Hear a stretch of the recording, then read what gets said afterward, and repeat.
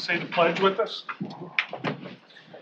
I pledge allegiance to the flag of the United States of America and to the republic for which it stands, one nation, under God, indivisible, with liberty and justice for all. Let the record show all are present on the board. Our consent agenda, there's one change, that'd be 2B. That's going to be May 9th is when that's going to happen. We didn't get that off in time. So. That's on the scheduled agenda. Okay. Consent agenda is, there's no change on it, is there? No.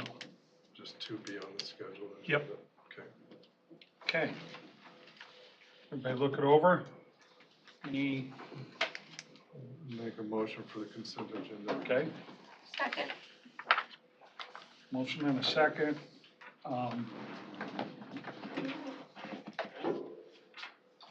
All in favor signify by saying aye. Aye. Anyone opposed? Motion carried. Okay, next up. Antonio Rebecca? Antonia Rebecca? Is that right? It's Yukra Smith. Okay. Director, Council Bluffs Library. Carrie Rose, Director, Eccles Memorial Library.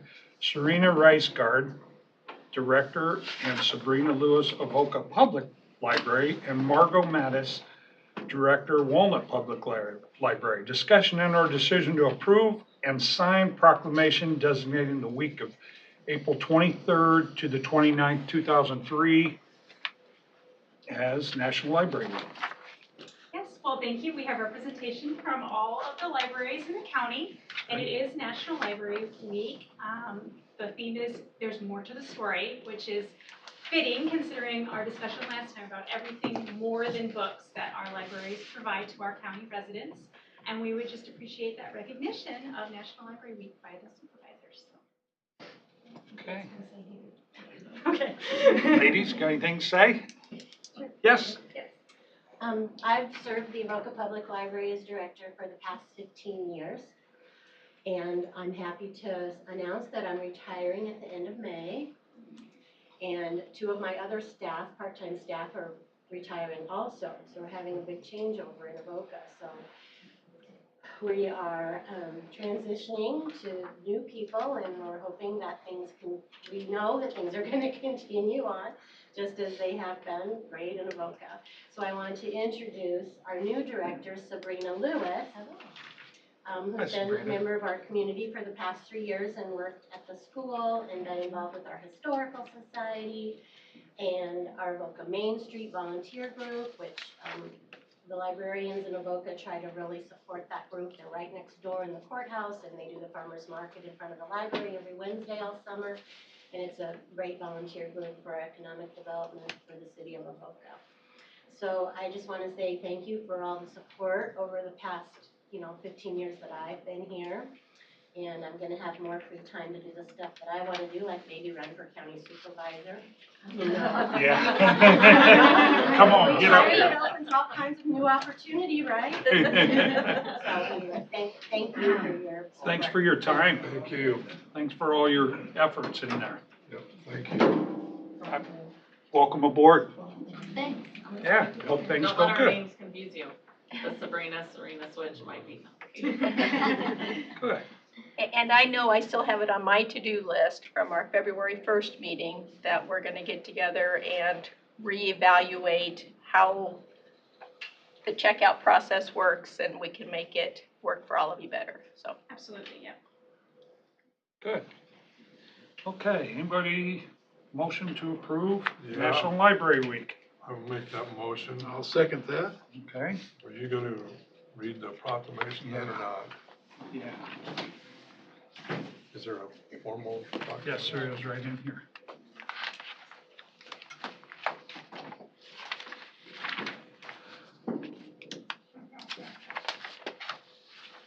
Okay, proclamation, National Library Week, April 23rd to the 29th, 2023. Whereas libraries provide the opportunity for everyone to pursue their passions and engage in lifelong learning, allowing them to live their best life. Whereas libraries have long served as trusted institutions for all members of the community, regardless of race, ethnicity, creed, ability, sexual orientation, gender identity, or socioeconomic status. Whereas libraries strive to develop and maintain programs and collections that are as diverse as the populations they serve, ensure equity of access for all. Whereas libraries adapt to the ever-changing needs of the communities, continually expanding their collections, services, and partnerships. Whereas libraries play a critical role in the economic vitality of communities by providing internet and technology access, literacy skills, and support for job seekers, small businesses, and entrepreneurs. Whereas libraries are accessible and inclusive places that promote a sense of local connection, advancing understanding, civic engagement, and shared community goals. Whereas libraries are cornerstones of democracy, promoting the free exchange of information and ideas for all. Whereas libraries, librarians, and library workers are joining library supporters and advocates across the nation to celebrate National Library Week. Now, therefore, be it resolved that the Potawatomi County Board of Supervisors proclaim National Library Week, April 23rd through the 29th, 2023. During this week, we encourage all residents to visit their library to explore the wealth of resources available. Wow. Yeah, Thank you. okay. And I'd like to get a roll I need a call. roll call, please. Chairman Shea, Aye. Supervisor Belt, Aye. Supervisor Wickman, Aye. Supervisor Miller, Aye. Supervisor Jorgensen. Aye. Thank you. Okay. Would it be possible to get the librarians up here and take a group picture? We would love to do that. Yeah. Who's gonna take the picture? It's not here. I got a phone. Want to hand it to one of us? Come stand right up here, ladies.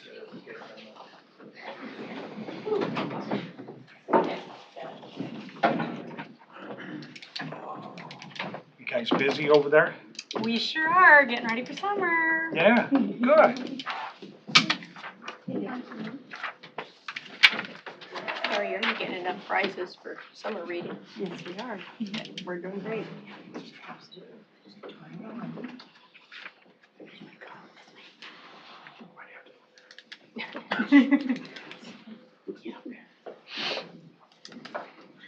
All right, 1, 2, 3, cheese.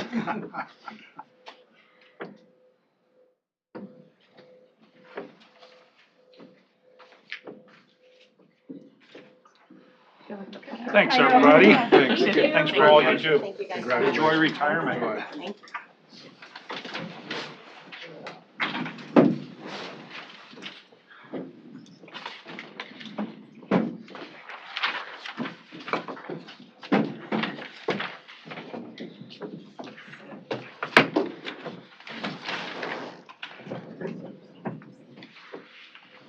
Okay, next up, Jana Lemrick, Director of Human Resources, and Brittany Whittington Lockton Companies LLC, presentation of annual wellness report and discussion and or decision to approve Lockton Consulting Agreement for June 1st, 2023 to May 31st, 2024.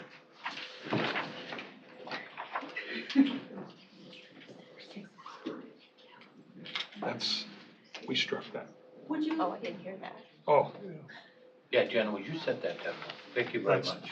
Yes. that's next week, or 2 weeks. You can get it taken off there. Yeah, it was a little confusing into which 2B you took off there. It wasn't the consent agenda 2B, No. right? Oh, Okay, See, that's Correct. what I, That's what I That's- that's what he, corrected. okay. Yes. I just wanted to make sure. yeah. It was a presentation on the light rail line coming to Council Bluffs, Right. and he couldn't get here today. Real- How you doing? I'm good, how are you? Good.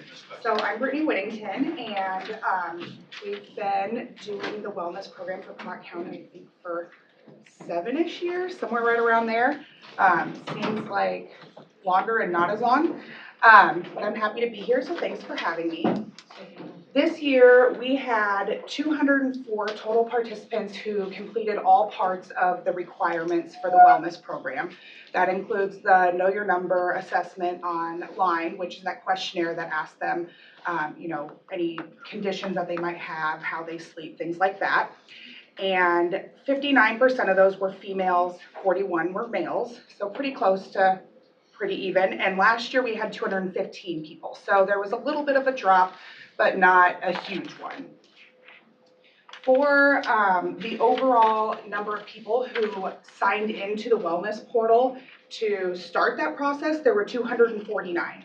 So of those 249, there was about 45 people that did not follow through on all of their requirements. And of the 204 who participated in those minimum requirements, there was 169, or almost 83%, that met the 4 of 6 benchmark requirement, which is great. The norm that we see with our book of business is just over 70%. So you guys are performing a lot higher than we would tend to see, which is great. And that is likely due to the support from the board and the community in the wellness program and getting people to engage and incentivizing it to, make people want to do it, because money does push people to participate. Of those 35 people who did not meet the 4 of 6, 97%, or 34 of them, started the coaching requirements, which that is 4 coaching calls that occur between that deadline of the biometric screening and then the end of the program, which is coming up in about a month. And the norm for that we typically see is 72%. So in both those areas, Pot County is performing a lot better than what we normally are seeing just on our book of business. On the next page, we have the clinical measures. So these are those objective measures. These are those things that we're actually getting measured when they get their biometric screening done. So people can't say they're not a tobacco user when they are. These are very objective. And you'll see a lot of pink here, which means that that's decreased since the year prior, and that is fantastic. There are only 3 areas where we didn't see a decrease in the past year, and that was pre-diabetics, HDL, which is your good cholesterol, and then overweight. Weight is one of the hardest things to change. Obviously,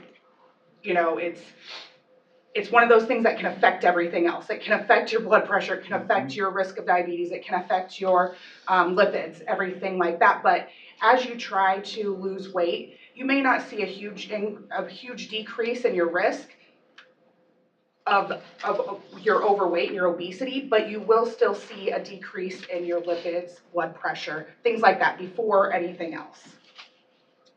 So even compared to the national average, Pot County is performing very well on those.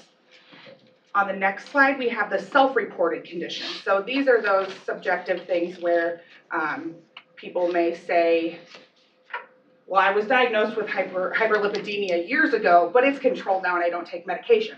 You still have the condition. Once you're diagnosed, it doesn't really go away because your risk of it coming back or relapsing to needing medication is higher than it would be otherwise.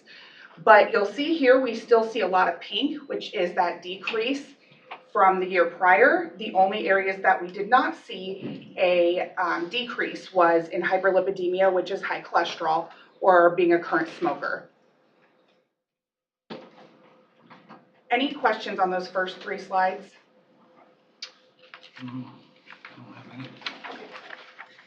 All right, so this chart is going to show us where we are overall as a group. So this is not necessarily comparing apples to apples because we have new people come onto the plan, people leave, things like that. So this one does not compare apples to apples. It's the overall population that is participating. So in 2020, we had 233 people, 2021, 215, 2022, 204. So we are seeing a slight decrease in participants each year.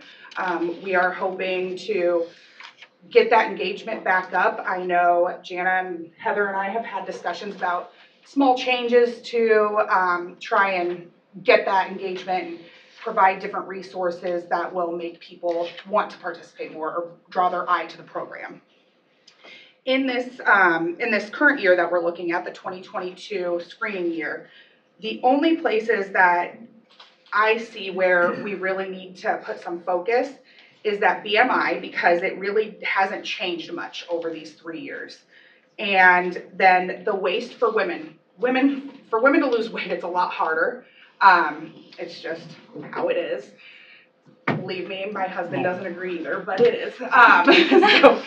But the waist there is not significantly over where it should be. This is pretty in line with what we see with the different populations, and we just want to help get that lower and get it more in control, because the more weight you carry in your waist, the higher risk you have for any kind of heart conditions. And then the tobacco use. The tobacco use is, we'd love everyone to be at zero, every company to be at zero that we work with, but that's just it's not gonna happen. But we would love to just see that number decrease. It's gone down over the years a lot. Yes, Yeah. it has, quite a bit, and that's fantastic. And even though there isn't necessarily a tobacco cessation program in place for Pot County that's separate from the wellness program, we do have a tobacco cessation program. So if members are wanting to, go through that process and have that support to quit smoking, our nurse that works on the Pot County account, Heather, she can work with them through that process. And there's also resources for that on the wellness portal through the Learning Center. All right, the next slide is where we're going to compare apples to apples. So on the left side, we have the same participants that participated in both 2021 and 2022, which is 155 people. So that's great. That's a huge returning population. And you can see that there's some decreases on there, especially in the blood pressure, which doesn't look like it's a huge decrease, but getting under 120 on that top number is where we want to be. That's the goal. And then the HDL, we increased a little bit for both men and women, which is your good cholesterol. We want that to be as high as possible. We did have one person that started smoking in 2022. I'm assuming that it was probably somebody who had been a past smoker and, life events or something, they chose to go back to that. Or maybe they forgot that they didn't tell the truth the year before. Who knows? But for the coaching participants, these are the members that would have coached with Heather in 2021 and then participated again in 2022. There are 33 people. And we see a decrease on the waist, a small decrease on the waist for men, a bigger decrease on the waist for women, which is great. That's something that I was just talking about, how that weight around the waist is what increases your risk of heart problems.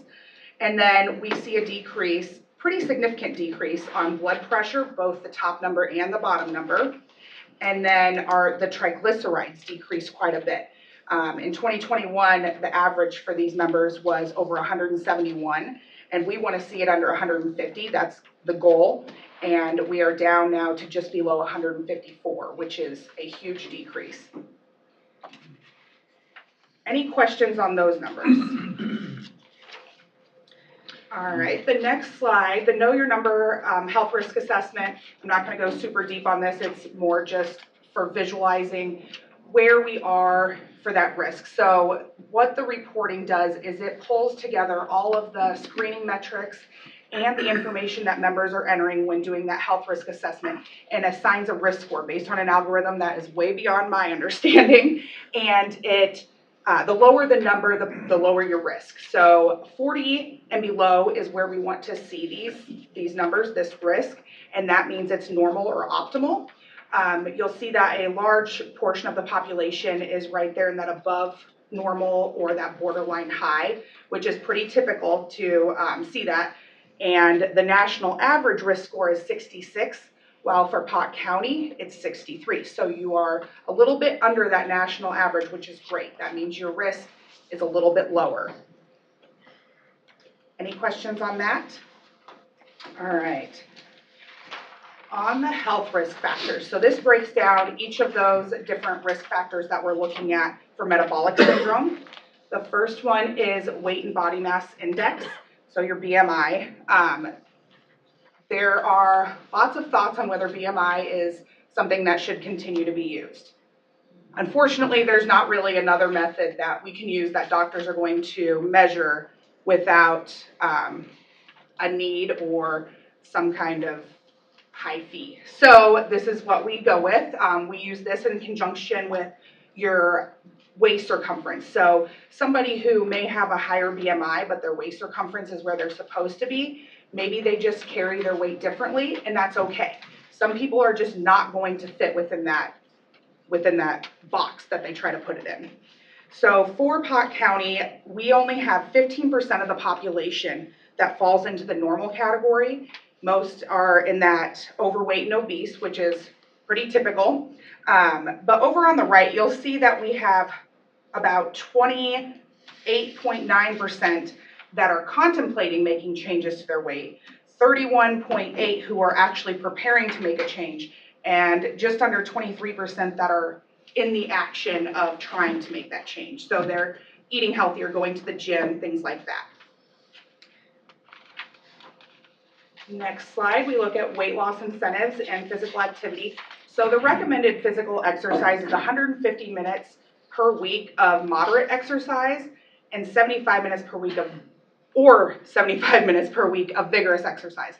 And the way to tell the difference between that is if you're doing vigorous exercise, you shouldn't be able to hold a conversation. If you are doing moderate exercise, you can hold a conversation while doing it. And the reason that we use that as kind of the standard is because depending on your body and depending on how often you actually exercise, vigorous for you might not be vigorous for somebody else. So we use that as kind of a benchmark for measuring that. And we have seen a little bit of an increase of people that are getting that higher moderate amount of exercise. We are at 60% in 2022, and in 2021 we're at 57%. And then we have 100 members, which is just under half of your members that are contemplating or preparing to exercise more. Next slide. Diet and nutrition. This is a hard one because not everyone understands serving sizes or what is considered different things. For instance, we have 56% of individuals eating a high-fat diet. That doesn't necessarily mean it's bad. There are good high fats. If somebody is, eating a lot of avocados, that's a high-fat thing. So then they're saying, okay, I'm eating foods like this that are high in fat, but they're the good fats. So then they are classified differently. They're classified as eating high-fat diets, but that doesn't tell the whole story. So when our nurse talks to these members, they dig deeper into that, especially with a lot of the fad diets that are going on, high-fat, high protein, things like that. It's going to affect how these people answer the questions and how that is interpreted on the data. 23% of participants eat the recommended amounts of fruits and vegetables. I would anticipate that this is actually higher. Most people don't understand that if I eat a big Honeycrisp apple, that's probably 2 servings, if not 3. It's not just 1. If I eat a big banana, it's 2 servings, not just 1. So as people are eating these things, they say, okay, well, I ate an apple and banana today, that's 2 servings. No, that was probably 4 or 5. So just education, which is something that Heather can do lunch and learns on, or we can provide flyers, different things like that. We can create different content to include on the wellness portal to make sure that people are aware of those things. All right, blood pressure. So we have 9 participants, or 4%, that had high blood pressure in 2022, and that means that they had blood pressure over 139/89. And in 2021, we had 6%, so this did decrease a little bit. And then we had 32 participants with elevated blood pressure, which is 16%, and that increased a little bit from 13% in 2021.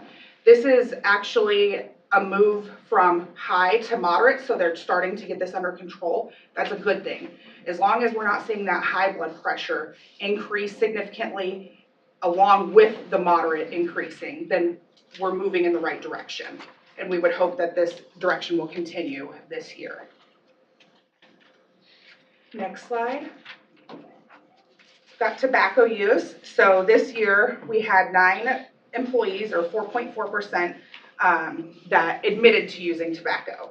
And we had 37 members who said that they were past smokers. If you look at the chart on the right, you'll see that out of those past smokers and current smokers, 90% are in that maintenance phase of not smoking and continuing to not smoke. And then there's 2.5%, which is pretty low, that are actually wanting to quit. So that's about 4 people that want to quit. So that's good though. 4 people, 4 out of 9, that's great to see that movement. So hopefully they will either find the resources on their own, or they will work with the nurse and make that change. All right, so lipids, this is your cholesterol. And we did not see any change in the number or the percent of the group that reported having a history of high cholesterol. But Pot County is under the average. The average is just over 30%, and we're at 27. And we had 43 people this year who had high triglycerides, which is over 150, and last year it was 57, so there was quite a drop there of people in that category. We did see 2 extra people that had low HDL, which is the good cholesterol, because that's at 36, last year at 34, and a drop in high LDLs, which is your bad cholesterol. If somebody goes and gets on medication, cholesterol medication, because they have high triglycerides or high bad cholesterol, in bringing that down, it can slightly decrease your HDL as well. So those couple people that had that drop in their HDL, it could be attributed to new medication. Next slide, we've got diabetes. The one thing that I noticed on this slide that is fantastic is that we have 0 people that have a A1C over 6.4 or glucose over 125 who have not been previously diagnosed as diabetic. That range is a little bit high for somebody who has diabetes, but we don't have anybody who hasn't already had it addressed, which is significant. We do have 39 people who fall into that pre-diabetic range, though, who have not been previously diagnosed. Those are the ones that when Heather talks to these members, she's focusing on that, trying to get them to go to their doctor, making sure that they understand what could happen if they don't address this issue or make lifestyle changes to lower their risk going forward. And then the last slide is stress and depression. So we have 14.5% of males who say that they have high stress, and 9.1% of females who say they have high stress. That's pretty typical, but then we have over on the right chart, depression assessment, it's a lot higher for women, 18.2% that have a score over 8, which means that it indicates possible depression. And the mean score for all the women was 6.62, which is a little bit higher than we would normally see. And for males, we have 4.8% of the male population having a score over 8, and their mean score being 5.3, which is in line with what we would expect. So that female population and their risk of depression is higher than what we would typically see with our groups. And then there's more at the back if anyone wants to look at it, but any questions? Yes. I certainly see a lot more people these days using vape products rather than tobacco. Well, how does that play into the wellness? So we consider it the same. If you're Same as vaping, smoking? yes, it's the same thing, especially if you're using ones that have nicotine, you're still getting the nicotine. If there are many people who use the vapes that don't have nicotine in them. And with all the studies coming out, there's a lot of health risks involved with that as well. It may not be exactly the same, but you're inhaling synthetic materials that are harmful to your body. And the biggest thing we do, or Heather, our nurse, does, is educate them, provide them the information to be able to look at this themselves. Because when somebody does something that they know probably isn't the healthiest, we like to be naive. We don't want to know the truth about it. And so hearing those things, there's lots of people that didn't realize it or chose not to look further into it. But I think that that's definitely something that's becoming a huge factor. And we are definitely willing to help put together any kind of materials to provide to members. I don't know if you have an intranet where you can post things like that, flyers, different things like that, but we are definitely willing to help put those together and provide those for you guys. And we can also try to make sure we include a blurb in the wellness packet that says, even if you are just using vaping products, you should be answering yes to this question. Unfortunately, we can't change the question itself because it's not our system. We pay a fee to use this health risk assessment, and we can't change it. They are looking at doing that themselves, but at this time they have not. But we can definitely put some verbiage in the wellness guide to account for that. Okay. Good. Any other questions? Any questions? Yeah, kind of a two-part question. In 2021, there were 215 participants, 204 this year, and we had 249 employees actually access the portal, but only 204 completed it. What are we doing wrong here? So a lot of times that's people will go create their account on the portal, they get the wellness guide, they go on there, they might even do their health risk assessment, but then they don't go see their doctor, or they had to reschedule their appointment and then never had the results sent in because it was after the deadline. There's a lot of different factors that could go into that. Sometimes it's that people start and then they leave the company, and then their portal is still on there. We do try to catch those. Jana and Heather send us lists of those who terminate, but when this report was pulled, it could have included a couple of those people as well. We also have spouses who will access the portal, but they're not required to participate in the actual program because they don't get an incentive. So there's lots of different pieces that go into that. Or sometimes people will send us their results before the program year even starts, and then they never go back into the system to do their HRA. So they don't complete enough pieces to be included in the reporting. We still send that information over to Heather and Jana so that they see these are the people that did one piece but not the other. We also send reminders to all members. We have monthly communications that we send out to targeted populations. If they are just missing one thing, then we send them a reminder saying, hey, don't forget to do this. Here's the steps on how to complete that. During the coaching period, we send out reminders for them to do their coaching calls. So sometimes it's just they decide not to complete it all. CHI had that huge computer glitch last year. Did that catch any of them? It did. Well, I don't know if it's in these numbers, I'm sorry. Because I have something to ask that too. There were there were some employees that couldn't get into their doctor because of that CHI glitch, and so we made an exception and kept the program open for them so that they did not miss the deadline. So anyone that reached out to us that said, I can't get into my doctor, we either encouraged them to come to the blood draws that we had here in this room, or we extended the program for them. One other thing I hope you don't mind if I jump in, is that in regards to that blood draw, when you call your doctor to say, I need to make an appointment, I need to come in and get a checkup and have my biometric blood work done, a lot of times the doctor will go, oh, we can't schedule you yet, it hasn't been 365 days. And so what happens then is employees get pushed back and pushed back and pushed back, and pretty soon they're past the October 31st deadline. But that's not the case. Our insurance pays for it once per calendar year. So what we're going to do this year during open enrollment is have a big push to educate, to say you can actually go to your doctor, push back when they say, I can't schedule you. It's been 364 days since I saw you. You can't come in. You can. You just need to push back and let your doctor know, actually, I can, my insurance will pay for it. So I don't know if that's why some people may have dropped off, because they missed that deadline because they didn't think that they could get their appointment, but you absolutely can.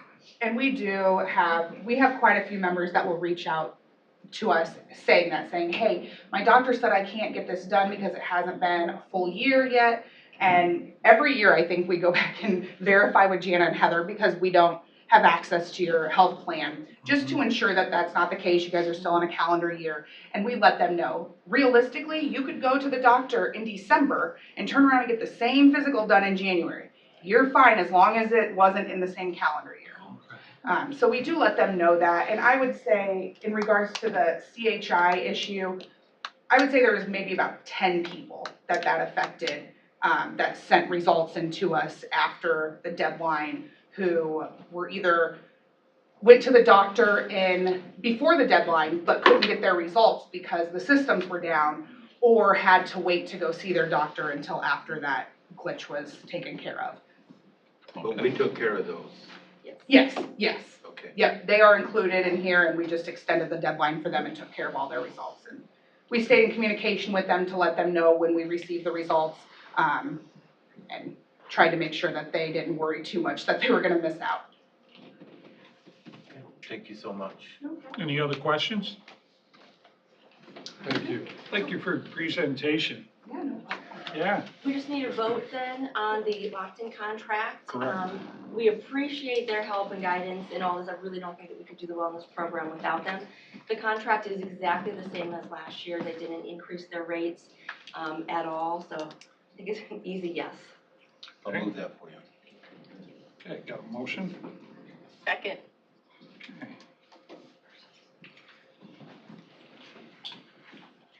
Got a motion and a second to approve. All in favor signify by saying aye. Aye. Anyone against? Same. Motion carried. Thank you. Thank you. Thanks. Lee Voss, Treasurer. Discussion under decision to approve tax suspension pursuant to Iowa Code Section 427.9 for property located at 927 Avenue O, Carter Lake, Iowa. Lee? Yes, sir. I'm here. The taxes are all paid, and they don't have a property tax credit, so I think I should send them the application in case they do qualify for that determined by their income. So they have a homestead credit, so they could, get Okay. that too. Okay. But it's really up to you whether you're gonna suspend them. You recommend this? Just to reach out to them to tell them that they're just suspended and not forgiven. Okay. But right now, they're not Pardon delinquent. me? They're not delinquent right now, No. right? No, they're all paid. And do they understand that? I don't know, because I really haven't talked to them. But when I send them the property tax credit form, I can put that in Okay. And that on our agenda is for 927 Avenue O, it's there. No, actually it's 907. 907. Well, I think that we've discussed this with our county attorney before, and when those HUD notifications come down, we shall You shall, suspend. you shall. So hopefully, I'll ask if Lee notifies them of, make sure they understand the process and what happens. I'm not sure if you guys are aware, we suspend taxes. It doesn't mean they don't get paid. When the property changes hands or the person who was afforded the health issue claim passes, those taxes have to be brought up to date. So if it lasts 10 years, they could have a substantial $20,000, $30,000, $40,000 tax bill they have to pay. And I think it's very important that we get that information to them so they're aware of that. It would be a hardship for the family at the end if they didn't, Sure. pay something. and Lee doesn't have a choice. I mean, when that goes away, taxes No, have we to be could go paid. on the tax sale, which isn't very fun. Okay, need a motion to approve. I'll make that for you. Okay, Second. motion and a second. All in favor signify by saying aye. Aye. And then just that it's 207, or 90 907. 907 Avenue, Car Lake, Iowa. Okay. Motion to deny. Motion carried. Thank you, Lee. What Jason the Slack. motion wasn't to deny. No, I know. I asked if anybody was denying. Oh, Did I? Real quick question. I do have I said questions motion about approved. this issue. Tim, do I talk to you or should I talk to Lee? I'd be happy to help you with Yeah, I whatever want to I talk can. afterwards. How's that sound? That's all right. You got a question, ask her? Yeah. No, what would you like to do? Well, it's HUD property, right? Is that, so they? No, they go No. through the DHS, and they get some Department of assistance Resources. Okay. from them, and then But they pay the taxes? It's not some other entity paying taxes on they this are property? paying their taxes. They're Or paying. they have been paying their taxes, I Okay, should say. gotcha. All right. The homeowner has.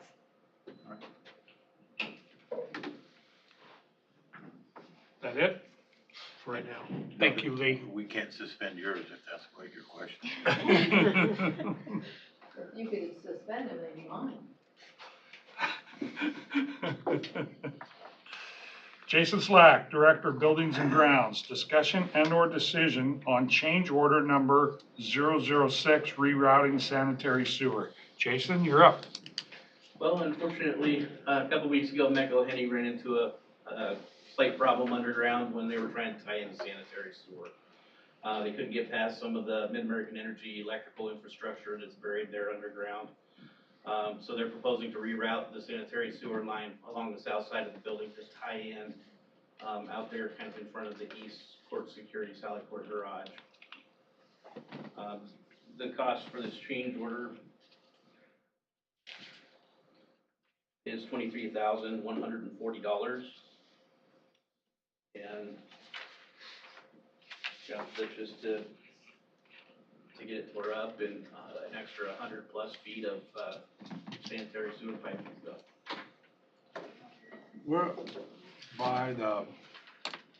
Where was it supposed to go and connect that, Jason? It's supposed to go straight out into Fifth Avenue and connect in the middle of the street. Didn't they run into a vault? Yeah, they ran into an electrical vault. And they wouldn't have been aware of what's in the street there? When Apparently the not. engineers, Apparently not. they are now? But you're not, yes. It's on GIS in there or whatever? Yep. Jason, they can't turn that and go around the vault? There was no way for them to go around it. They tried. They even tried chipping away part of the vault. Mid-America came and got on them about it. You're not supposed to do that. There was no way around it.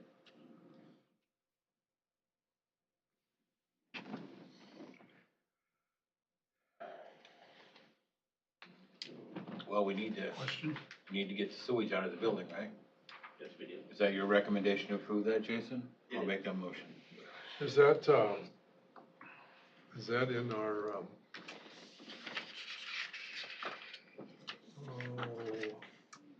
Mitch? Is it in Still in the urban renewal Urban bond, renewal. I mean, but we're, with the next thing on the list, we're getting pretty well tapped out in that, so, okay, obviously make a change here, we have to get that bond used up first anyway. So just when we get to, like, probably some of the public health building and some of that stuff that's slated in there, we might have to use some of our other funds to make up some of that, so. Okay. Got a motion to approve. Need a second? Second. Got a motion and a second. All in favor signify by saying aye. Aye. Anyone deny? Motion carried.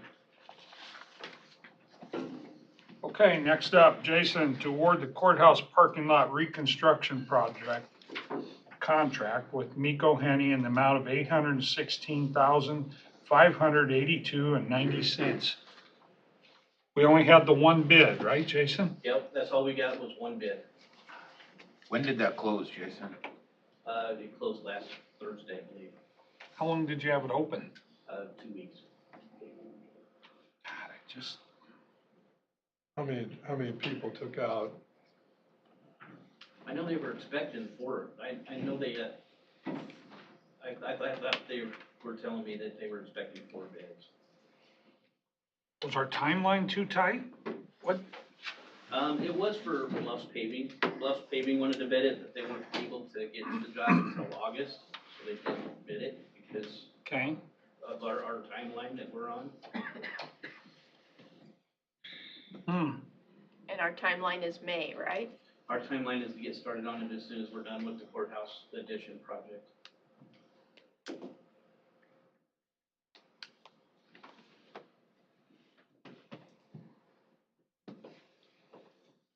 What's your recommendation, Jason?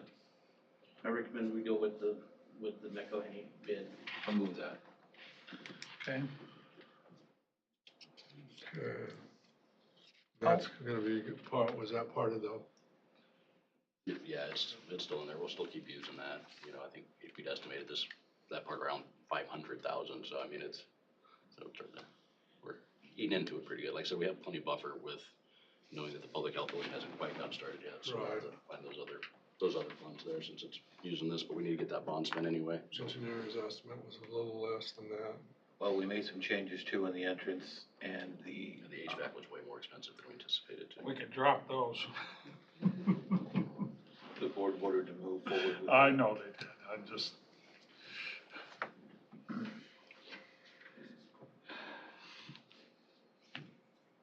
Was there a motion made on that? there was, Wickman. Questions? I'll second.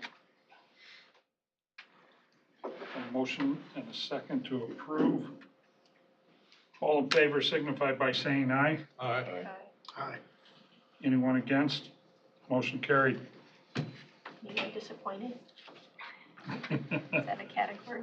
Yeah.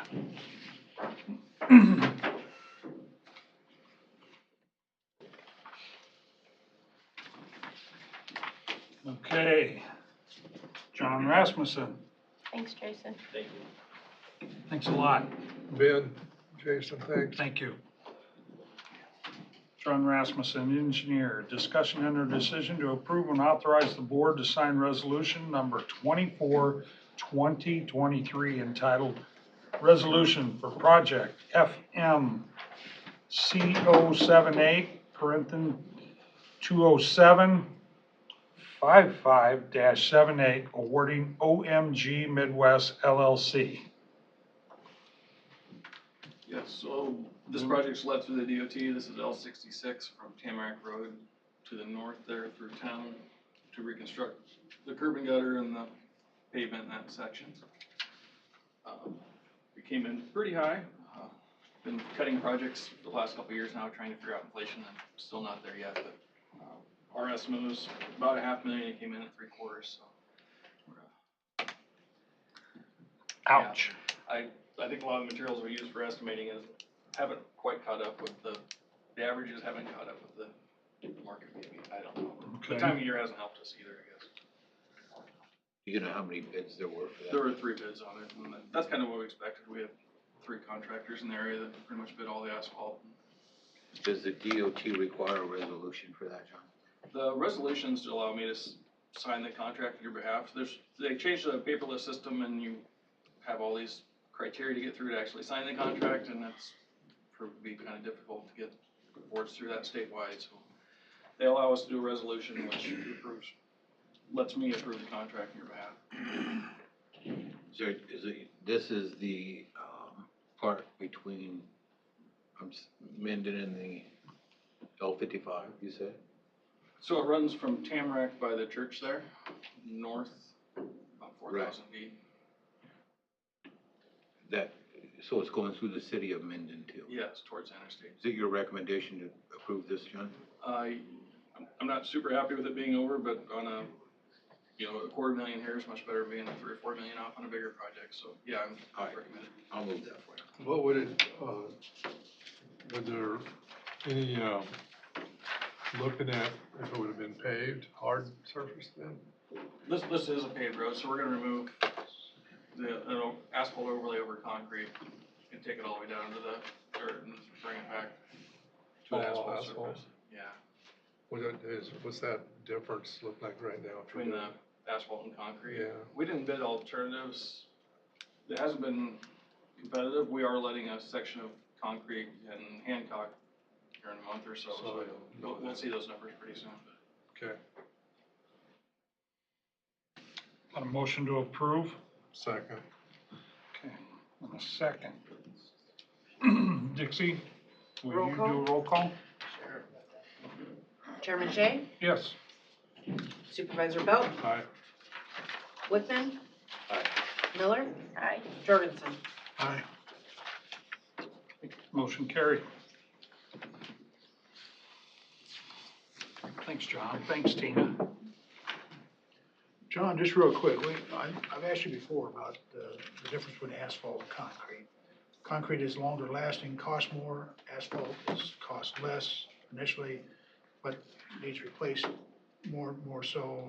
I mean, how would you compare at this point with these costs? I think the asphalt gives us more opportunity to make a less expensive repair. A lot of the big projects we have lately have been concrete roads that were built in the nineties. In the nineties, they were trying to recycle fly ash into these things and used it, they're kind of linear landfills at some point, right? So that's kind of catching up with us now. They didn't really know 20 years down the road is gonna fall apart when it should have been 50. But right now in concrete industry, they're doing lots of weird things for carbon emissions and changing that stuff. And it's kind of scary to get into because you don't know for 10 or 15 years if it's the same product or not, so. Okay, all right, so you're basically replacing concrete with asphalt as we go forward, right? Yes, I am. You can take an inch off asphalt and put an inch back on and, it's like a new road again. So it's just a cheaper repair over the life cycle, I think.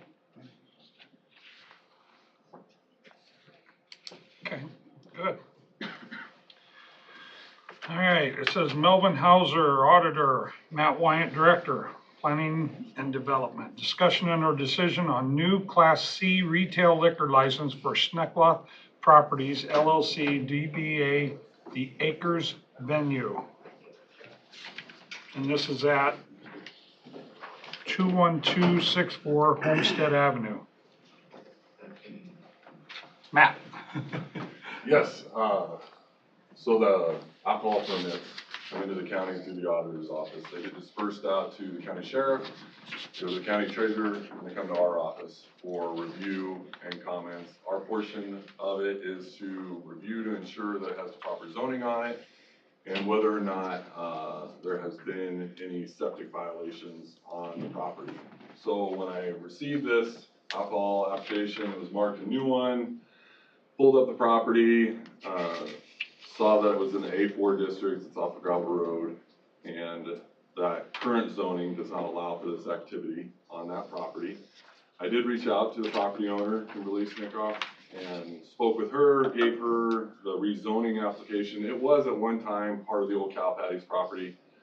And in 2009, the Board of Supervisors approved a petition from the then property owners to downgrade the zoning on it from a C2 district to an A4 classification. And the owners of the property stated that it was no longer going to be used for commercial business. It was just going to be used for residential purposes only.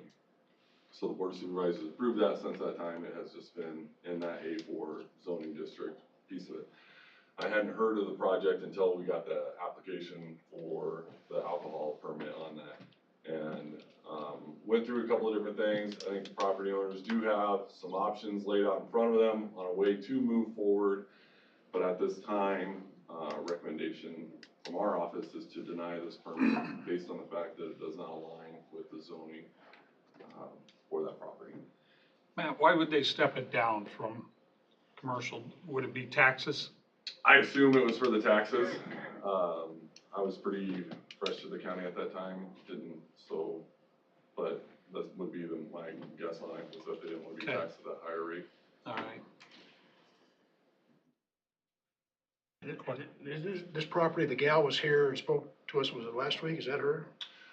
Or 2 No. weeks ago? Oh, no, okay, I'm sorry. This is the Oh. owners right This is here. my husband, Adam. Okay, all right. Hi, Adam. So in order for them to actually get the liquor license, they need to, apply for rezoning? Correct. What about, does the road surface come into play on any of that, Matt?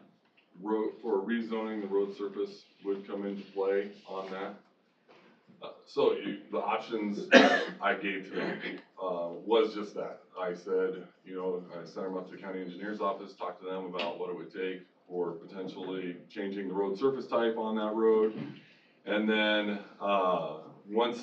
so they could go through with the hard surfacing of the road type, then they would have to go to the planning commission for a rezoning of the property. And then, of course, that rezoning then has to go to the board of supervisors. And then after they were able to get the property rezoned, they would then go to the zoning board of adjustment for conditional use permit on the property. Or they have the option of moving forward currently under our code as a winery. And all of that could be, I don't know what the cost of winemaking is versus what the cost of road surface type is. And that, I think that's pretty much about directly what I said. And they have to figure out, weigh their options out to see which way they would want to go to make that happen. Is an agricultural use an option? That is a winery. But there's other options Aren't other there than other, just, are there other agricultural options? I say that because I found an example of a property north of Crescent that it's on a gravel road. It's a restaurant. It's just a question. and what do they use for agriculture on the property? I'm not entirely sure, but I think it's milk and, is it goat creamery or something? Yeah, Stanley's. Correct. Are we allowed to speak Yes. before you guys vote? Okay, I just didn't want to interrupt. We're unsure. So Stanley Snack Shack, the difference on Stanley Snack Shack does have a conditional use on the property. It was accessible from the hard surface road that they had there. And so that is the difference on the agricultural option that you're looking at, yes. And so we do have that written into the code in the A4 district as a conditional use. Off of a hard So- surface road. At the time when Stanley's got theirs approved, it said it had to be accessible off of a hard surface road. There was, the wording changed directly after Stanley Snack Shacks got approved in there. I don't know if this is accurate, but A4 says households adjacent or having access to hard surface streets. I guess you have to define the word adjacent. I mean, we're 1,000 feet from a hard surface road, it seems adjacent. So I just wanted to say that we purchased this property back in January, and they have been using the hall as a reception hall after 2009. And so when we purchased it and we did our due diligence, we went on to paco.org, which is how someone like me would see what the public records show and what what the zoning is and what it's classified as. And I printed these off for you guys, and at the bottom of each of these, I can hand them out to you. But it is Potawatomi County's, says at the bottom of the first page, and then it goes on to the second page, explaining that that building is still classified as a commercial building. So when I purchased it, the reason why he didn't hear from me was because I didn't know we were doing anything wrong, because based on the public knowledge from the county, it shows that it is, do you want one, Mitch? Okay. It shows that it is a commercial building. So to us, we didn't realize, we went through all the right channels. We spoke with Sue Pitts. She was on potco.org with me. we were making sure that we were doing everything correctly. I own nesting grounds in Underwood, so I'm very familiar with like I want to do things right because I know that there's a reason why these zonings and these laws are there. But coming from an average person that, you know, when I was doing nesting grounds in Underwood, I knew that I needed to build, so I knew what I needed to do and the steps I needed to take. And if I didn't know, I asked. But with this, we didn't realize there was anything we needed to do. I mean, speaking with Sue Pitts, she's shocked that that's even something because on Popco, it shows that it's a commercial building. So. And it's been in operation since the early 90s. It has been. Everybody knows. And in Matt's, what he sent to you guys to be able to do you know, when he wanted to come here and speak with you guys, it said that it's a former site of a non-conforming reception hall, non-conforming because the road surface type and no ag component to the business, and so it violates the existing codes at the time. But how did they give them the commercial zoning if they were not to code with the existing code at the time? This isn't zoning here. Right, No, this. We this- understand, it is, but how am I? No, this is how the assessor sees it. It isn't got anything to do with the zoning. So how am I as a normal person purchasing a home, dumping in $700,000 into an investment, when I do my due diligence and I see on Popco, which is public record, how am I supposed to know if that's not updated? If it's not a commercial building, why does it say commercial? Well, you can have a commercial building on other type of zoning. It's how the assessor assesses it and how it's used. Has it been operating as a It has been. Paul then? I mean, not to my knowledge, I don't know. Since 2009? Like, the last record we have of it was in 2009 when they filed for the down zoning. They had events at their hall, last year was their last, because we took over in January. So they were still operating as a reception hall. We purchased, knowing they were still operating, knowing that, as far as I'm understanding, public record showing on Popco that it's a commercial building. Where am I supposed to go as an average member of the community to find out how to go about something? I mean, do I look at something and see that it's commercial, but then I say, well, that can't be true, so I need to dig in further? And what resources do I have as a citizen of the community to know if I'm purchasing something that I am going about it in the right way when I feel like I have it right in front of me? Does that make sense? Yeah. Question, what questions did you ask the previous owners? I mean, were you asking them these questions? Or is that a commercial structure? Or So your I've business, known or- them since I was really young, and we just approached them. It wasn't even for sale. We just have a good relationship. And so when we approached them, we already knew that they were using it as a reception hall. So I didn't ask that question because Underwood is a very small community. I know that we're just outside of Underwood and we're technically in the outer limits of Council Bluffs, but that's a hall that's been used in our community since '94. So that wasn't a question of mine. They did tell me that they were lower, that they looked in, or they did lower it to a lower commercial level. But they were still using it as a reception hall. They're a bit older too. They are. They're a bit older, and it baffles me that they even went through the process. But when I see that it's on popco.org as commercial, the thing is, doing a transaction with them, they didn't really have a clue on much of anything.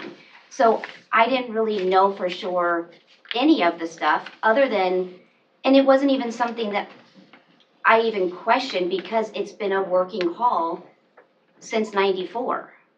So when I purchased it and I did like I said, I did my due diligence, to me, where am I supposed to go to be told, no, this is not commercial when it shows it on Popco? I mean, I have a realtor who's been in the business for 30 some years, and she did exactly the same steps I did, and she's baffled, and because it shows it that it's commercial.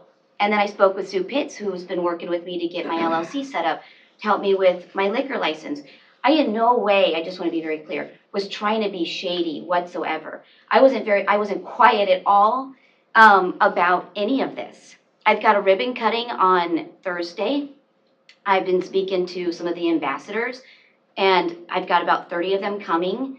I mean, I wasn't quiet about it. And so then when I got a call from Matt, I was really shocked. So I showed up at his office the next day, and I wasn't able to speak long because he was popular that day, had a nice speaking thing going on. He got to go speak anyway. But he gave me his time and he explained some stuff, which was really helpful. But I'm just trying to figure out how I got into this place. Had this been changed to residential, I wouldn't have purchased it, and I wouldn't have spent $700,000 almost as an investment. And yeah, so that's. Matt, is there a lower commercial? No, when zoning? they rezoned it, they went from C2 to A4. And A4 is Which is the residential. A4 is the Les Hills district. C2 is a general commercial, and the entire property wasn't zoned C2. It was just around the structure itself that was zoned C2, which wasn't uncommon back then. We did the same thing at the Mile Away property. Half of it was zoned one zoning, half of it was zoned another zoning. So that part of it wasn't necessarily uncommon. And, I mean, it's unfortunate that the previous owners didn't disclose more of what they did to them, and there may be some recourse for them on that fact that it wasn't disclosed to them. And it's again, it's like it's the same thing I told her. It's not that there isn't a path forward. It's just there are other steps that need to be taken. It's much like when she opened her business in Underwood. I'm sure she went to City Hall, talked to them, got the building permits and things like that. It was just that part of it with the county was missed. Coming to the county, talking to us, getting their building permits to remodel the inside of the structure, making sure the zoning and those things are right.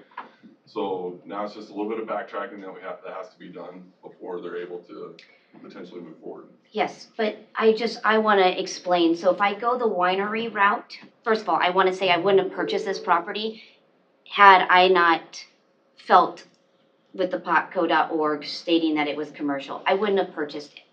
So, but then knowing now I have to go through to become a winery. I have to learn all of that. I have to spend a ton of money to do it. And then I'm only allowed 30 days, 30 events a year. So then I'm no longer an event center, I'm a winery, which is not what my initial investment was. So then on top of that, I have to get a special permit use to have events. But that's a course that I can take on gravel road. The other option is I can petition to get the county to pay for it, but it may be 2 years before they pour the concrete. And then to get a special use permit, I don't know if I'm gonna get that, right? I don't know if there's gonna be regulations where, well, there can't be music after 10 o'clock. I'm just giving examples. I don't know if I go down this path if there's gonna be another roadblock. If I pay for it, I still don't know if I'm able to even get it commercial, even after doing all of that and spending more money.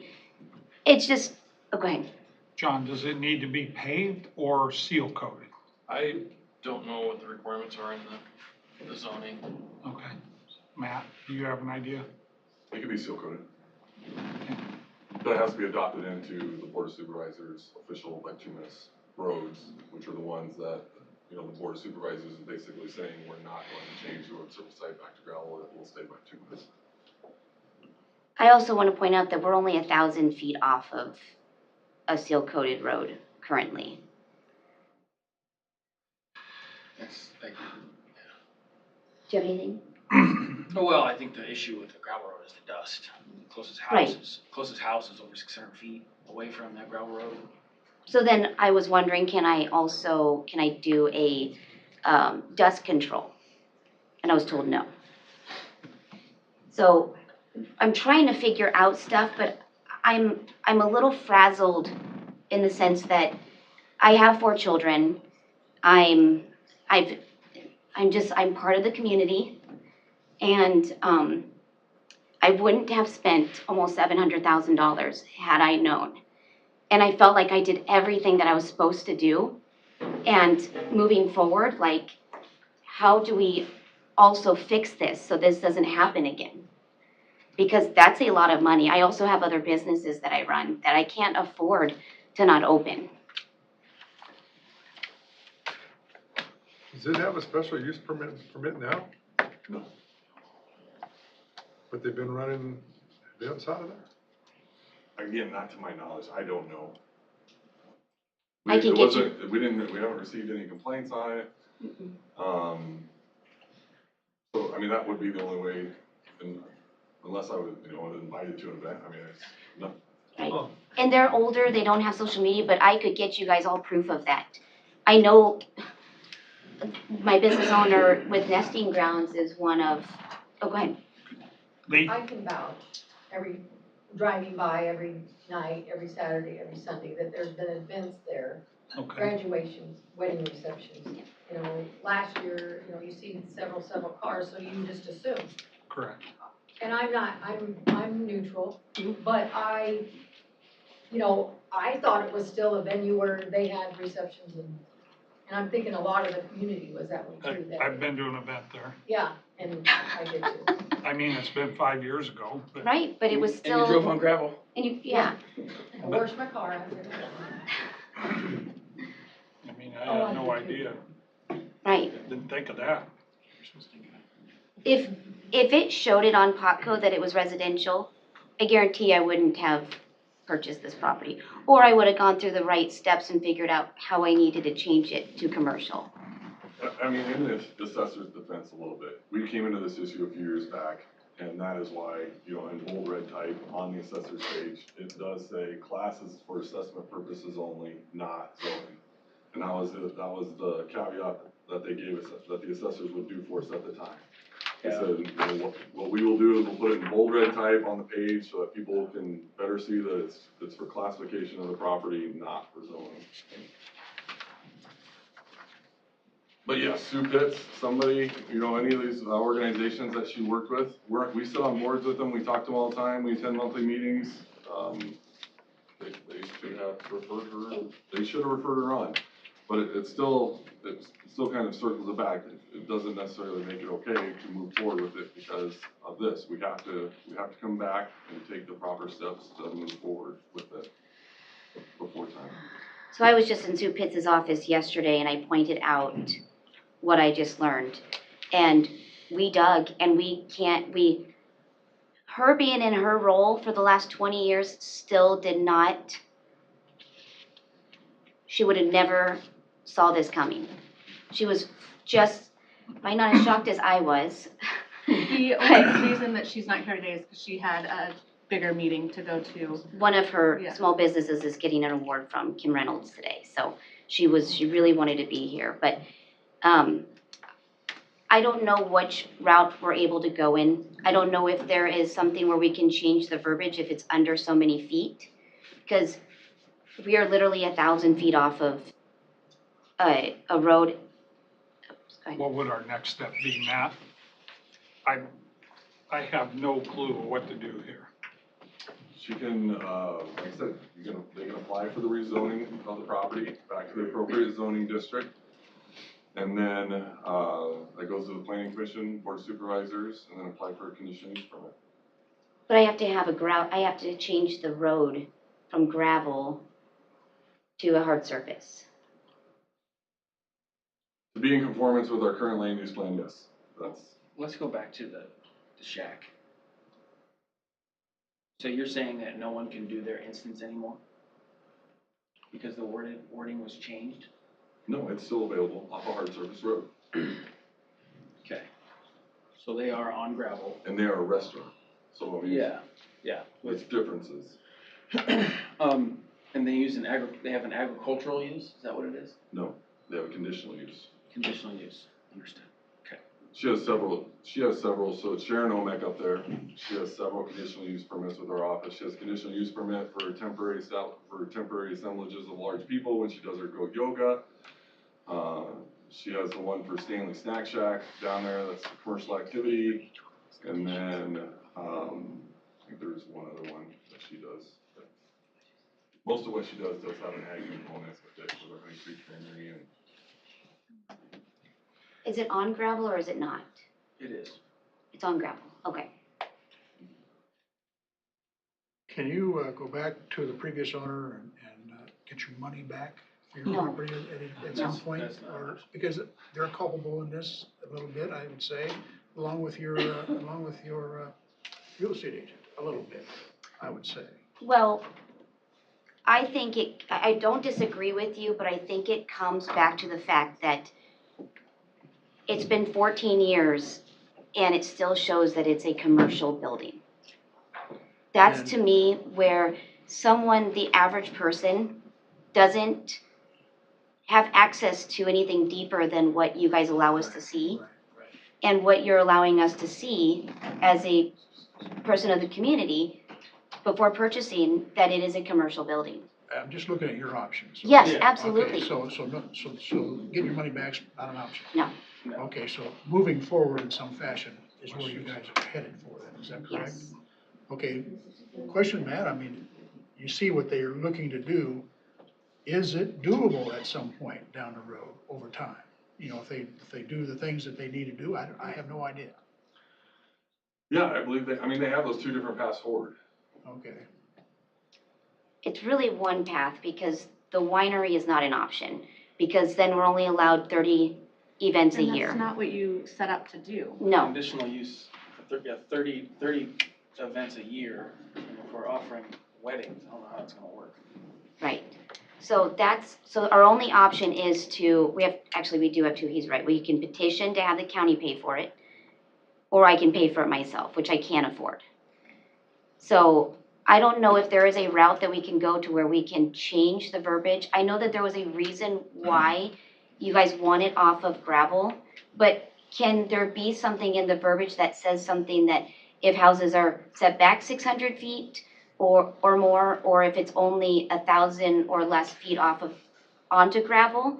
Because there is, the dust control, if I'm understanding right, it has something to do with the eggs in our community and protecting the eggs. There isn't any eggs, and so it doesn't work for every, it's just so black and white, there's no leeway, there's not like, this is this unless it's under so many feet, or unless there's a home, further away than 600 feet, or whatever the case is. So I don't know where to go other than, I know that I cannot pave the road myself, and I can't wait 2 years to do it, because we bought this for income. So if that's the case, I have to sell, which I know is not your guys' problem, and I'm totally aware of that, but also the community needs it. I have been contacted by people that work for the city, for title companies, big businesses. I've been contacted by different political organizations so that they can come in and they can hold whoever's coming through to have events and have them speak so that we can be more knowledgeable about who we're voting for. And I can't do any of that. I mean, Matt told me I can't even have a graduation on my property. Aside from even liquor license, I could live without the liquor license if I had to. But to not be able to even have like events with 50 to 100 people with very little cost to them, I mean, what we're providing is something that's not around.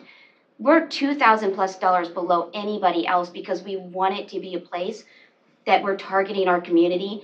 I have been contacted by different organizations that are telling me you need to raise the prices and your audience needs to be Omaha and Lincoln because that's where the money is. We don't want that. We want it to be something where when I was having kids, I couldn't afford an $800 or $1,000 place to have a baby shower. If I could, I would have bought all of my stuff myself. So we are making it to be a place where anybody can afford us. And if they can't even afford what we have, we're making it work with them. You don't get that anywhere else, let alone in Potawatomi County. I'm stuck. Well, question, you guys, okay, she had a real estate agent work with her. Nope. I did not. You did not? They didn't want a real estate agent involved. We have a real estate agent. We didn't use that agent for this transaction. Right. Okay, so you were looking at Pot County's website, and you saw a commercial down here. Yeah. And it's not zoned for that or whatever, not set up for that. But, so they were operating that facility Yes. in defiance of the regulations, Yes. county regulations, for several years, is that what I'm understanding? Correct. Okay. That's correct. Since 2009. They took possession of it, I think, in '02. And they've used it as their home as a bed and breakfast. Okay. One of their garages, it's a 2-stall, they insulated it and put a heating and cooling unit in it. And they did photography out of there. And then they changed the zoning in 2009, but they still operated as a hall. So the property wasn't in compliance for what they were doing. They didn't have a conditional use The permit. previous owners. Yeah. Okay. Right, if you listen to Matt, Matt says there's a road and an avenue for them to take to get this and. Yeah. I can certainly Kim understand mentioned that- $700,000 worth of concern Yeah. on your part. On top I of certainly that, understand. if I paved the road, Yeah. you know,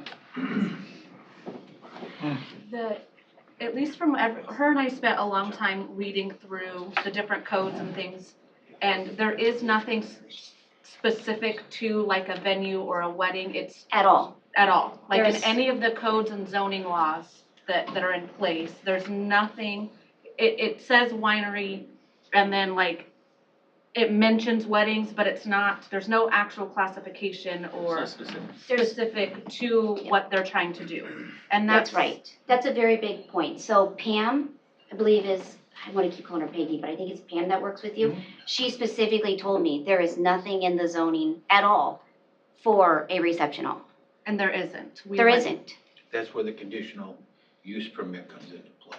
Okay, so, but how is, of course, I'm so ignorant with all of this and I'm learning as I'm going, but if there's nothing in the zoning for any of that, because when you go to a conditional use permit, even a hall isn't even in there, or a venue or anything like that. So I don't want to get too detailed, but we don't really even know what we're doing, and there isn't anything in the zoning for what we have.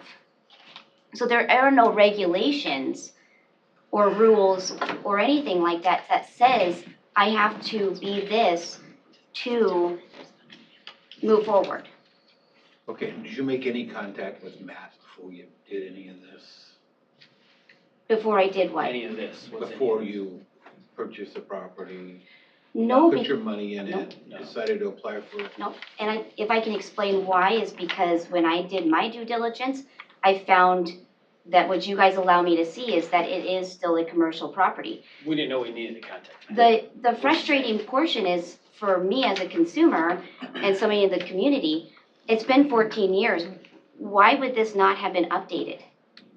That's the assessor's page. Right, but it's still the county. That's, I'm gonna just so you know, Yeah. the county assessor is not the county. Okay. And then I get it, I mean, I understand why it's a, frustration to deal with.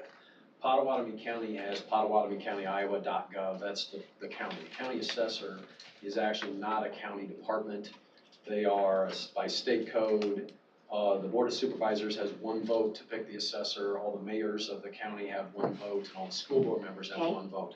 So the county assessor maintains their own independent, for assessment purposes, their own independent website. Okay, Don't get me wrong, I mean, I'm feeling your frustration. Yeah. I'm sitting here trying to think, I'm the county attorney, by the way, Absolutely. so Oh, okay, I'm cool. sitting in my brain trying to think, it sounds like you bought a property where the prior owners are honestly illegally using it, certainly a non-conforming use. Yeah. And the only thing I can think in my brain is, does the grandfather, can they pass grandfather rights on to you? I don't know that answer off the that's top of what- my head. that But is a that's good about the question. only easy answer I can think that could be helpful, without changing zoning plans and codes, which is gonna be Right. hard, and you pay a mile of Right. seal coat, which is gonna be impossible. Right. And my point is, the assessor decides what they put on their page. and it's not the Okay. county. I mean, it's, honestly, because I pulled up the page as well. I mean, it says the zoning is, I mean, the zoning, it's not zoning, the assessor class is R. It's residential. And where's that at? So if you look on that, do you have that cover page? But what website would you find that on? Okay. So it's the same, it's the one you were looking at, right? So if you look at the assessors, this is the page where they value property. And so the class of the property for assessment purposes, they have as R, which is residential. They then talk about the different buildings that are on there. And so they've got a single family residence is one, a commercial building is one, and a commercial building is the other, right? So that's where you're looking at, is that you see that you've got a single family residence and 2 commercial buildings. But when they classify something for zoning purposes, they look at what's the primary use of the property.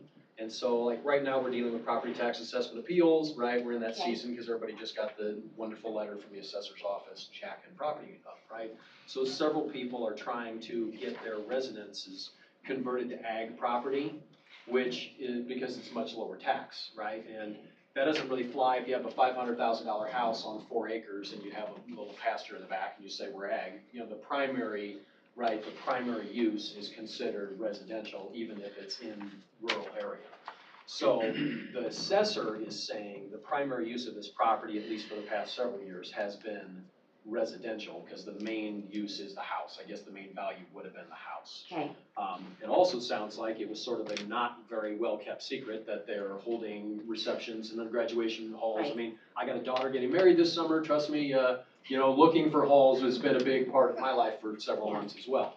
So I get, that issue. It sounds like they've been doing that for years in non-compliance.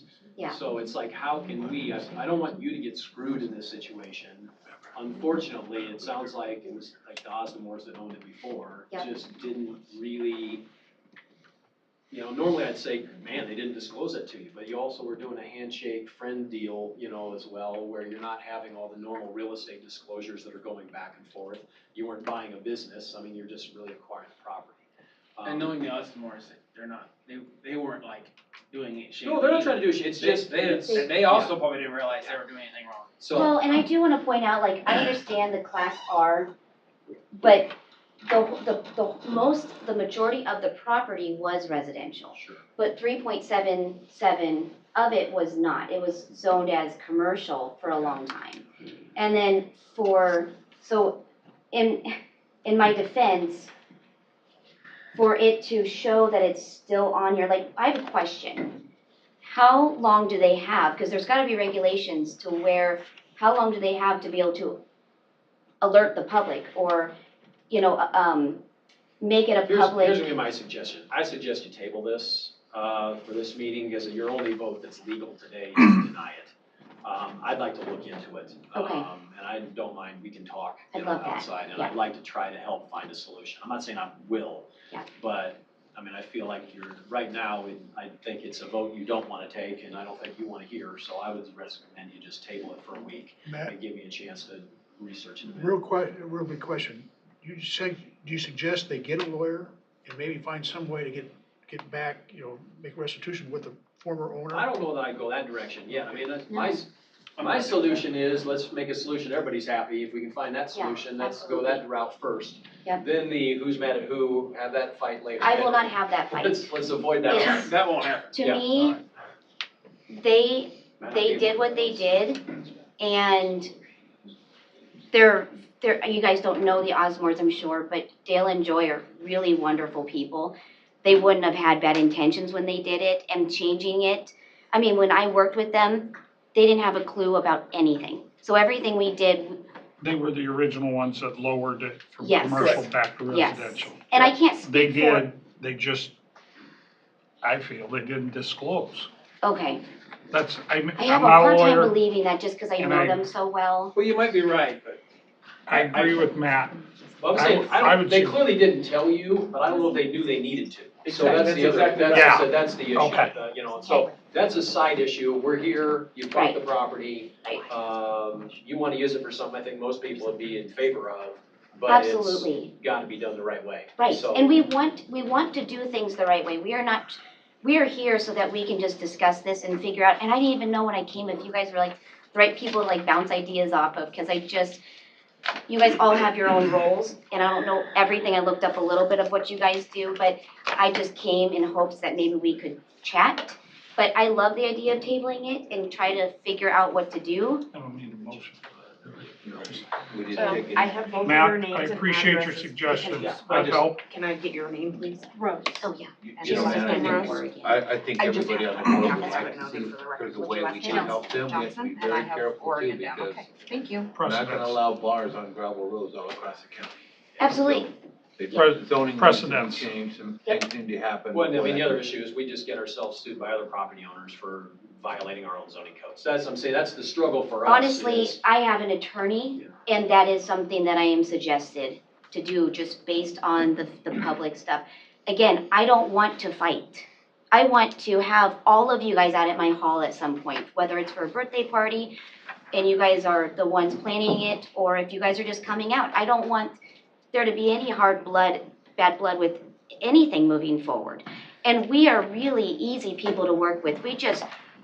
I love the idea of talking with this gentleman, figuring out what we can do, because he sounds like he's on the same page as us. And if there's a solution, maybe we can find it. If there's not, then we figure out what to do moving forward. Absolutely. Well, real quick question, and anybody knows, you got 1,000 feet of road you would have to seal coat to Right. make this viable. How much does that cost? John, do you have any idea? The current policy, they'd have to go to the nearest public intersection, so they couldn't stop at their driveway. The way policy is written now. Wow. So The say- whole road would have to be done. So they have to go to the nearest public intersection and take them back to Railroad Highway. Couldn't quite get an estimate off my little map on my phone, but it's But probably at least say a mile. 1,000 feet of seal coating a road, what kind of a cost figure would that be? Probably close to 80,000. Yep. 80,000? Okay. Well, I've only been on the board for a short amount of time, and the big mysteries that roam around in my head at night after these meetings is over is getting my arms around the ordinances. And I've heard from several people that they don't know what their property is zoned as. Yeah. So transparency on zoning is something else that we need to explore. And maybe there's a reason why it hasn't been done before. That red bold thing on there, 75% of the population would not see that, would not know what it means, nothing. No, especially, like I said, if, it would be a red alert for me if the building said residential. Then I'd be like, okay, well, something's wrong, and I would dive in. But it showed online, which is what realtors use also when they're doing their due diligence. Yeah, an unknowledgeable realtor would do the same thing, I mean, it's, yeah. Yeah. Okay, sounds Okay. like we're gonna, Thank you. Thank you guys for your time. We Matt, really thanks appreciate for the it. suggestion. Yeah, no, I I'll- appreciate I'll your circle back. help in that. We'll table this, hopefully find something a little different. Was this building Don't part know. of the original cow patty Correct, place? Yes, Yep. it was. It was owned by Jason James, and then it was Gary James. Gary James, I'm sorry, Jason James's dad. Yep.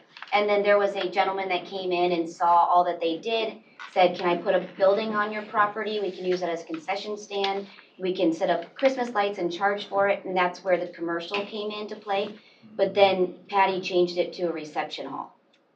Yeah, it was for a short time. And the property was divided off at some point. Yep, at some point. In the late 90s, Yeah, early 2000s, it was split up. All right, Good, thank you. yes. thank you. Thanks again, Matt. Okay, we're gonna go to the other business. Jana Lemrick, Director, Human Resources, and Garfield Coleman, Risk Manager, Employee Recognition for completing the National Association of Counties High Performance Leadership Academy.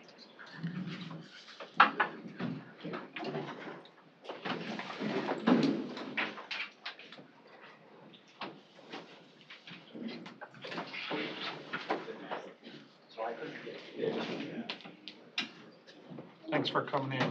Yes, you. thank you. Wow, that was intense. Okay, Jana, Garfield? On a lighter note, we wanted to recognize Jacob Head, our safety coordinator today, because he completed the NACO High Performance Leadership Academy course. This is a 12-week course that focuses on best practices in leadership organizational development and change management, negotiation and collaboration, effective business communication, and how to deliver increased value from high-performance county management.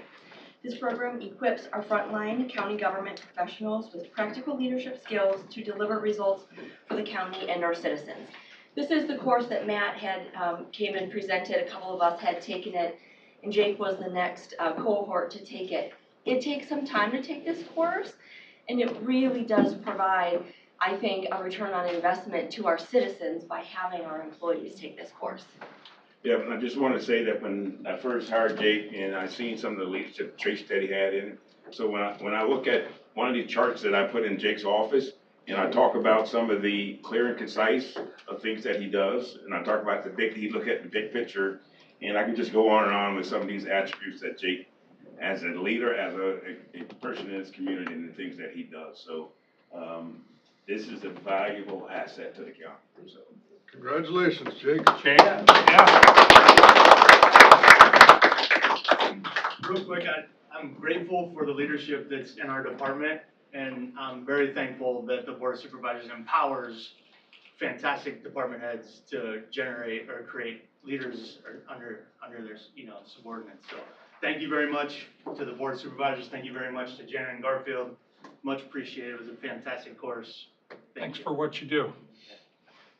Taking pride in it. That's nice. Janet, did you say he's the third one that's done this? Well, Matt, when you did it, you were the only one in your class. Yeah. And then, I think we probably had 10 people from my county now. Oh. Maybe. yeah, probably 10 total now. And so one of the things, and this was Jake's idea, which I think is a fantastic idea, is to create maybe quarterly meetings of those alumni that have taken this course to get back together, to just talk about how is the information still relevant, to make sure that we're still using those skills and holding each other accountable for what we learned. Yep. It's a good idea.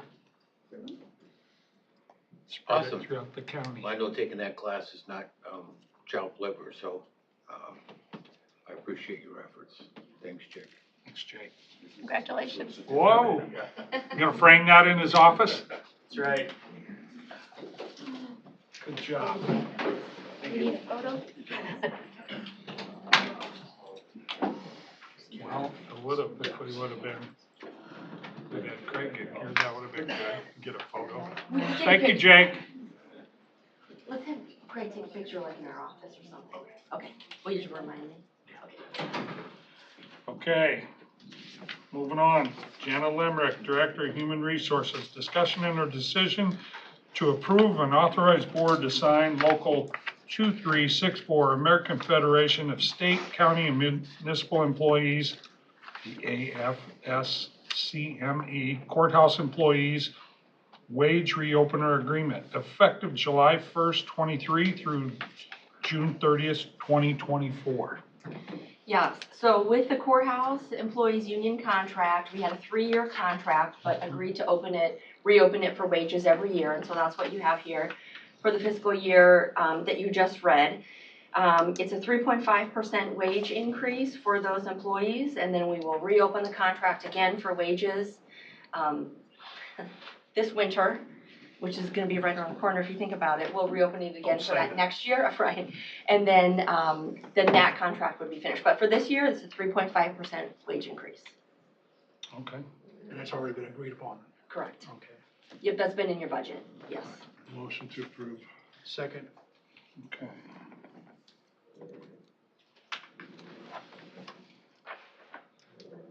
Motion to approve and second by Jorgensen. All in favor signify by saying aye. Aye. Anyone against? Motion carried. Okay, next up, Local 2364, again, American Federation of State, County, and Municipal Employees, the AFSCME 911 Employees Wage Reopener Agreement, effective July 1st, 2023 through June 30th, 2024. Same thing here, we had a 3-year contract with a wage reopener for each year. So this wage reopener is for the year that Chairman Shea stated. It's a 3.5% wage increase. And last one, and I should have said too, but this one and the last one, the wage schedules are attached. So employees will receive a step increase according to the wage schedule. Okay. Good with that? Is that a motion? Make a motion, we accept. Second.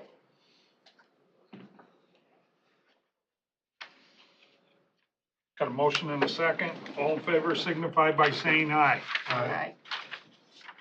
Anyone deny? Motion carried. Next up, memorandum of understanding between Potawatomi County and the American Federation of State, County, and Municipal Employees, the AFSCME Local 2364-911 agreement for the employees of the Potawatomi County Communication Center, effective July 1st, 2023 through June 30th, 2025. Okay. And so this is the MOU that we have had with 911. So in 2017, Chapter 20 changed and took out supplemental pay. So supplemental is anything extra that you receive for money that's not your base wages. That became a prohibited topic. In 2020, I know it's confusing with Chapter 20, but then in 2020, we changed our contracts and pulled those prohibited topics out and put them in an MOU for the group. And so that's what you have here. I am asking for this one to be through 2025 so that we don't have to talk about this again until the next full contract. The only changes to this is under their uniforms, where we're giving them a $200 uniform allowance. Previously, they were provided shirts, and they could go to, and there would be like a mass order that they could pick something from, but they really wanted to be able to have it, just give me the money and I'll go buy what I would like to buy. And that's how we do that with the majority of our other employees as well. That's the change there. And then the only other change is on your last page, where it says addendum to Article 19, Section 3. This talks about how they handle new hires when they're done with training. I guess they're not exactly new hires because they've been here at least 6 months already, but when they come out of training, how they place them into what shift. I think we've talked about this before, and that the union and SAM needed to come to an agreement on how they wanted to handle this, and this is their agreement on how they would like to handle it. Both SAM and the union agree with this. So is this a complete replacement of Section 3 of Article 19? Yes. A complete replacement? Yes. Okay. Jenna, where is the schedule? Isn't that in an MOU? The work schedule is in an MOU, but that's not on today's agenda. That will be on next Tuesday's agenda.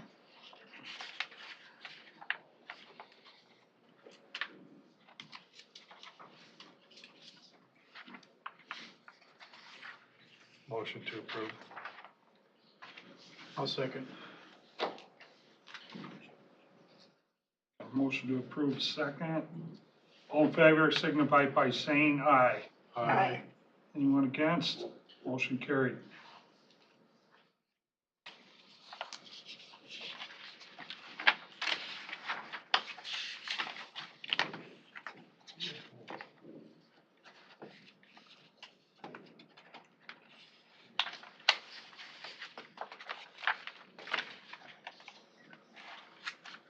Shows, We gotta all sign these? yep, Yep, there's a those spot first for two, you all got of it you to all. sign. Not the last one, Not correct? the MOU, correct. Okay. Okay.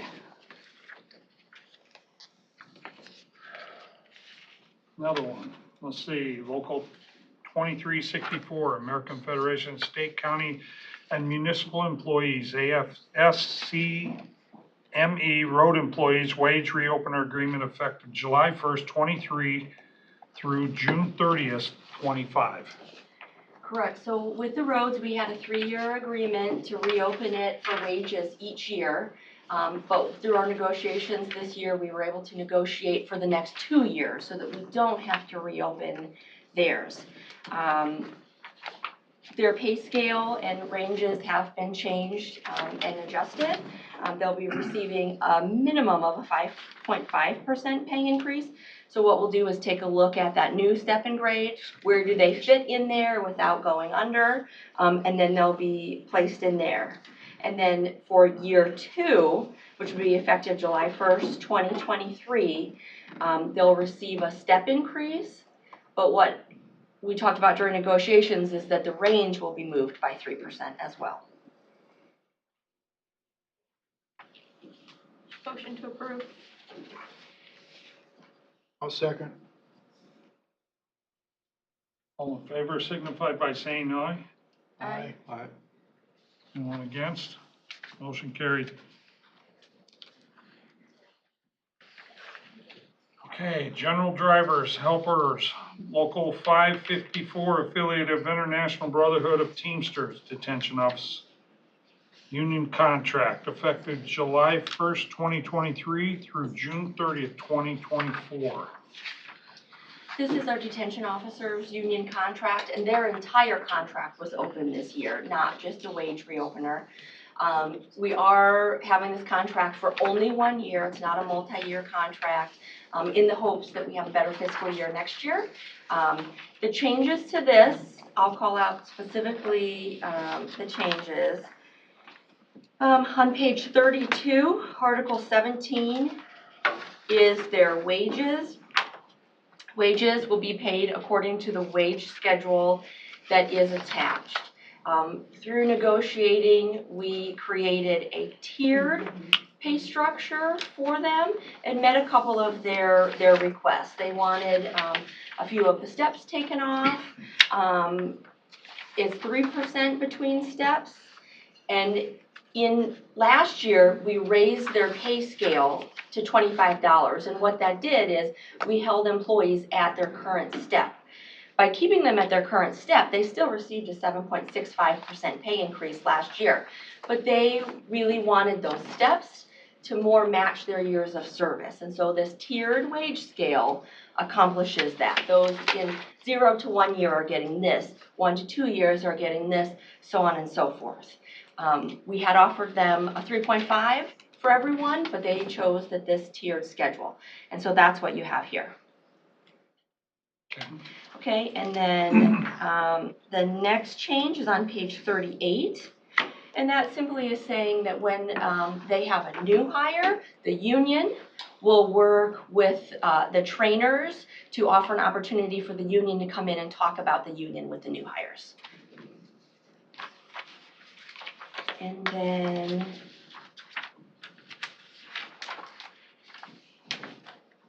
then on page 41, you see the new wage scale that I discussed, and then page 42 is where it breaks it down into those tiers, just for your reference. They did have some other changes, but it wasn't part of the union contract. So their uniform is in their department policies. It's not in an MOU or the union contract. So that's nothing that you need to approve, although we have already discussed it during budget.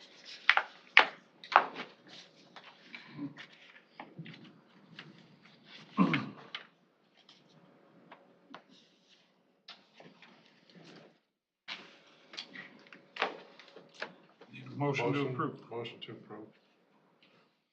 I'll second.